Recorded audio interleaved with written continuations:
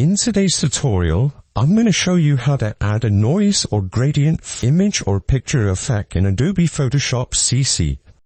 If you want to learn how to make content effortlessly, scan the QR code, check out the video description, or click the link down below and subscribe to the channel if you find value. Once you have your image or file loaded, click on the bottom right screen or the third option, and then under this option you want to scroll up and click the second option where it says gradient, and this is what we have by default.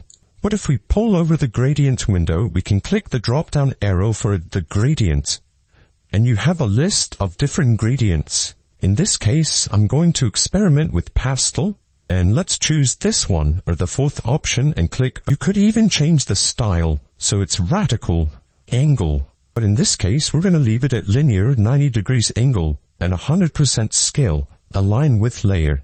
The next step is to click the drop down arrow, and you can change this to whatever settings that you would like.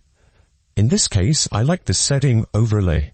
If this is too much for you, you can click opacity and drag it to the left with less of an effect, or drag it to the right with the full effect. The next step is to click on your picture or image and then go under to filter, go under to noise, and then click add noise. You can adjust this accordingly. In this case, I like the setting 25% uniform and monochromatic unchecked. And this is the before.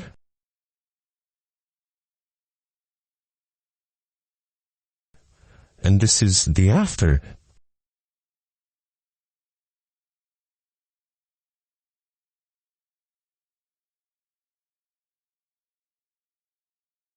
Again, if you want to save hundreds of hours of money per year editing content, then check out the video description, scan the QR code, or click the link down below. And thanks for watching this tutorial.